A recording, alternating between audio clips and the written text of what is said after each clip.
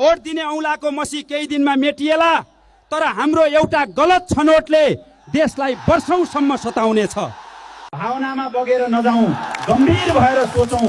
हाम्रो एउटै भोटको सही निर्णयले मात्र देशको मुहार फेर्न सक्छ।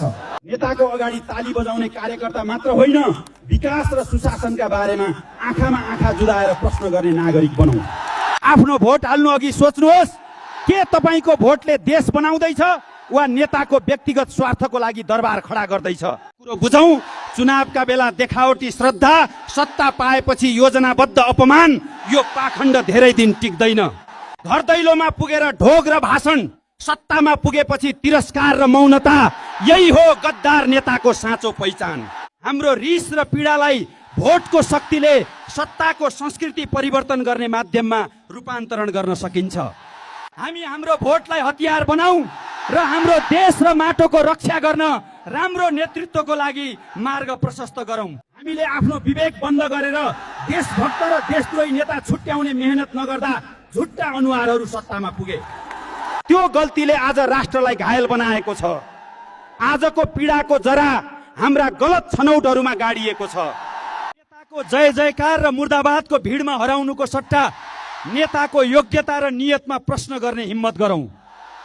जसले तपाईका प्रश्नहरूको जवाफ दिन सक्दैन, त्यस नेताले देशको भविष्यको रक्षा गर्न सक्दैन। नेताहरूको भ्रष्ट आचरणलाई दोष दिनु स्वाभाविक हो, तर भ्रष्टहरूलाई बारम्बार चुन्ने हाम्रो प्रवृत्ति त्यो भन्दा पनि बढी दोषी छ। ऐना फुटाएर अनुहार सफा देखिँदैन। नेतृत्व सुधार्न पहिले हामीले आफ्नो छनौट गर्ने विवेकको चेतना सुधार्नु पर्दछ। जो झण्डा र नारा बोकेर देशभक्तिको ढोङ गर्छन् तर गोप्य रूपमा राष्ट्रिय पहिचान बेच्छन्, तिनीहरू नै राष्ट्रका असली शत्रु हुन्। जब राजनीति सेवाबाट सुरु भएर व्यापारमा अन्त्य हुन्छ, तब इमान्दार नागरिक सधैँ लाइनमा हुन्छन् र गद्दारहरू दरबारमा पुग्छन्। माटोलाई माया गर्ने देशभक्त नेता सधैँ योजना, विकास, सुशासन, नीति, नियम र व्यवस्थामा केन्द्रित हुन्छ। तर दलाल नेता केवल झुटो आश्वासन, ठेक्कापट्टा, कमिसन र बिचौलियाको सेटिङ मिलाउन व्यस्त रहन्छ। देशमा शिक्षित युवाका लागि अवसर छैन, किनकि अवसरलाई पार्टीको झोलामा सीमित गर्ने परम्परा छ। यस्तो व्यवस्थाले युवालाई होइन, देशलाई नै विदेश पठाइरहेको छ। यो नियति होइन, गलत नेतृत्वको परिणाम हो। कुरो बुझौँ, भेडा बनेर पछ्याउने हाम्रो प्रवृत्तिले नै नेतृत्वलाई निरङ्कुश र गैर जिम्मेवार बन्ने लाइसेन्स दिइरहेको छ। जब हामी पार्टीमा मात्र अन्धो भएर आफ्नो विवेकमा ताला लगाउँछौँ, तब देशको साँचो गलत हातमा पुग्छ। देशले बेहोरेको गरिबी र अविकासको खाडलमा हाम्रै छनौटले दिएका गलत मतका डोबहरू लुकेका छन्। जबसम्म हामी दलभन्दा माथि उठेर मेरो देश भन्न सक्दैनौँ, तबसम्म परिवर्तन केवल एउटा सपना मात्र हुनेछ। गलत हुलको साङ्लोले जनताको विवेकलाई बन्धक बनाएको छ। अब नयाँ विकल्प रोज्ने र भ्रष्टको जालो तोड्ने बेला आएको छ। भ्रष्टहरूको टुकीले देश कहिल्यै उज्यालो हुँदैन।